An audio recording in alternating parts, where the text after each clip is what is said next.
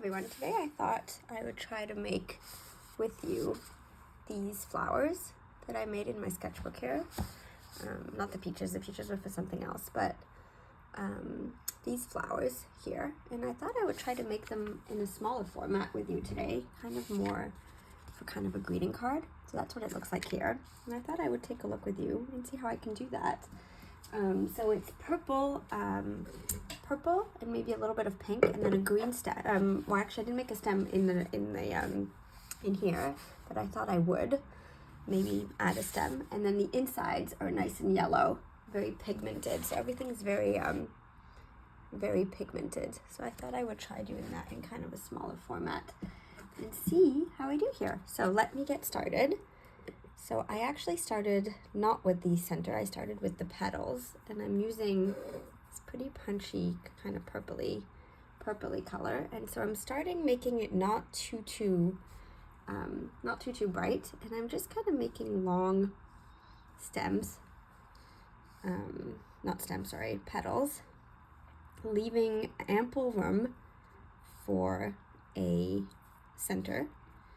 So I'm using a size 6 brush here. It's a Faber Castell brush. I'll show you right here. This one, which I'm quite liking at the moment, has a nice point. So I find that for this kind of flower, it makes it nice and easy to do a delicate point on the side.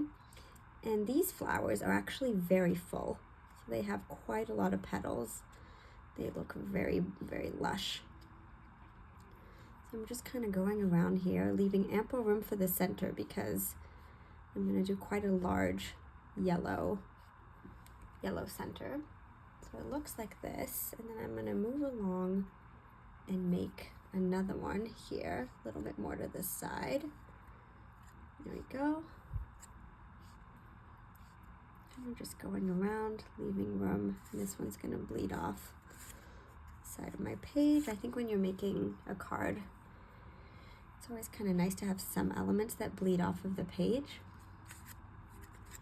Kind of makes you imagine that life kind of goes on beyond what you're holding in your hand.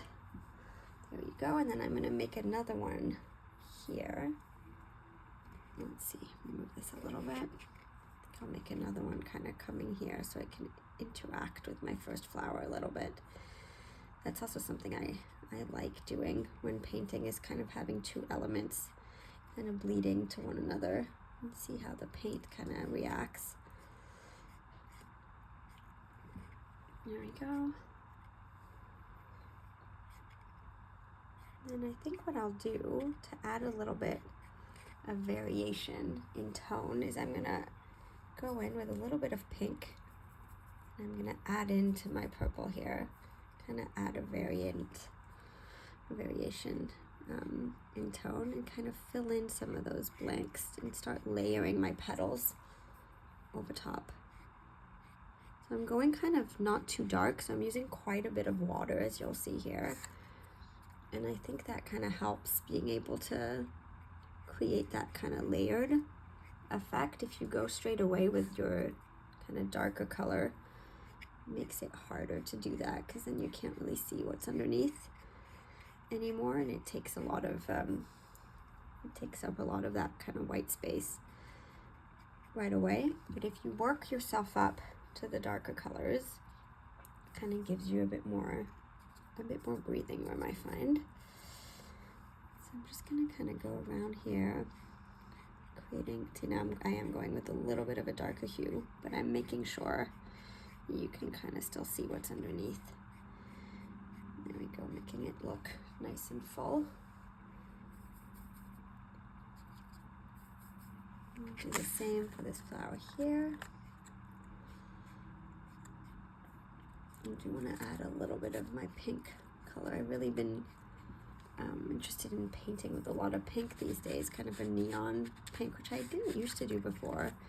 But I guess, I don't know, maybe it's the summer, maybe it's adding a bit of cheerfulness to my mood. I don't know, but I kind of enjoy using it.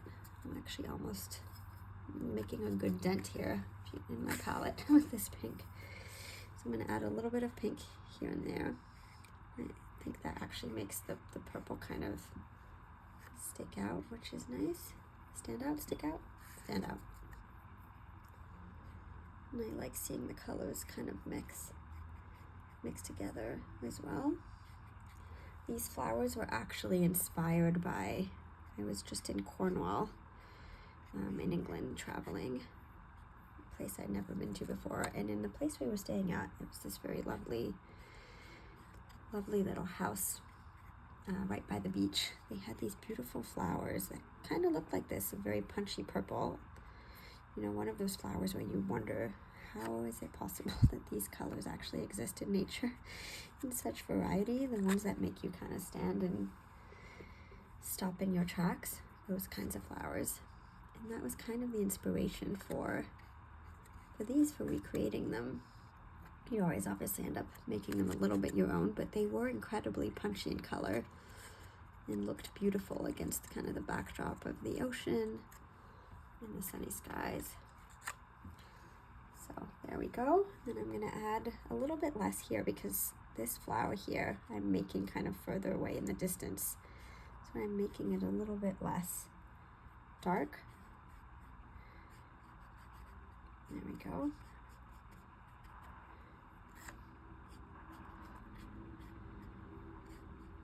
I said I was going to do stems, but now that I see this, I wonder if I do want to add green or not. I'm not entirely certain. I think what I'll do is kind of let that dry, just adding a few more kind of faint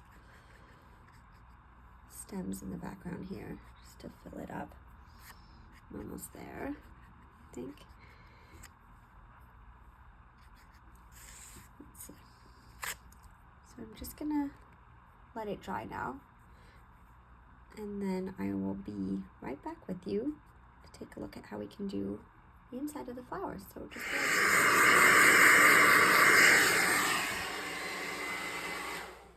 okay, so I have dried my work, and also I'll show you, I didn't tape this down when I made it because I wanted to go to the very edge on this one, but sometimes if your paper warps a little bit, you can kind of place it back as you're painting it, and obviously when I'm done, I'm going to weigh it down so that the paper's not wavy, but I find that that's a trick that sometimes works with a watercolor piece that you have not taped down while you're painting.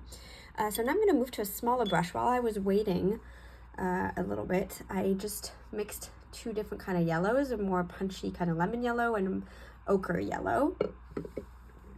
And I moved to a smaller paintbrush. I think this is a size 1. Yes, it's a very used, beaten up Winsor & Newton sized one. And I'm just going to dip into my color here and kind of make tiny little dots at the center of my flower. I'm going to start with the kind of more punchy yellow, and then I'm going to fill it in with a little bit of my kind of darker ochre-y yellow. I really like making the center of the flower. I feel like it's really at that time that you kind of see the flower really pop once you make that center. Here we go. You can go a little bit up on the stems. It's not the stems, oh my goodness, the petals. Go into this flower here on this side. I get a lot of questions about composition when I talk about painting with people. And I find that generally, and it's not always the rule, and it's kind of the same when you're plating food. I have a lot of experience with plating food from my career, is that things in 3s or 5s tend to do well. Not always. It's not a rule that you can, always apply, but usually if you're thinking about how many items to put on a page, 3 or 5 or 7 is usually a good call. So odd numbers as opposed to even.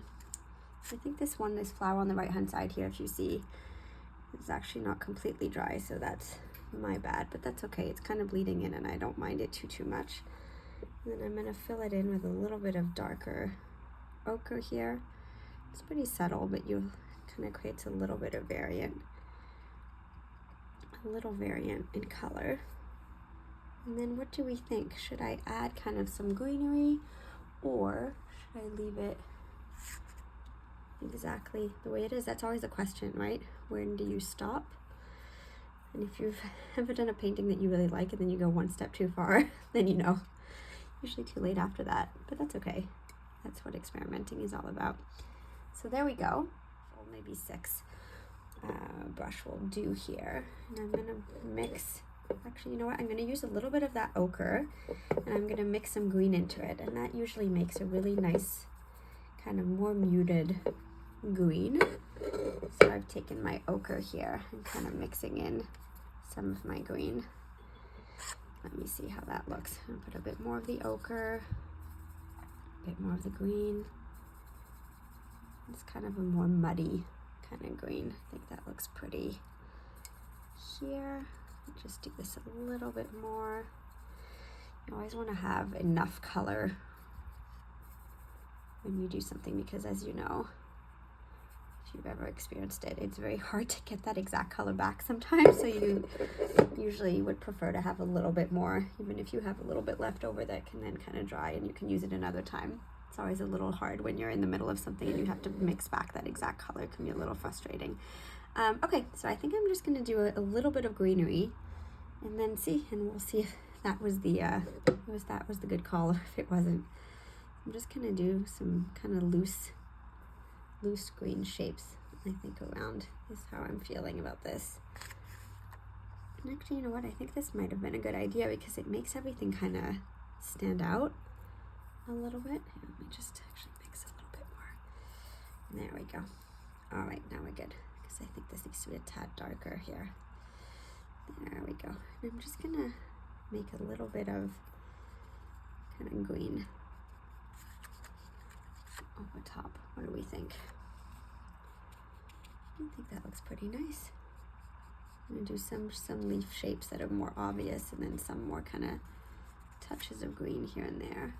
I think it does make the rest of the colors kind of stick and stand out. There we go. I think I'm gonna leave that right there. So tell me what you think in the comments. I think it looks quite nice. And I think what I will do when it is dry is I might see if I can, with a thick black pen, kind of write a messaging over top to turn it into a postcard.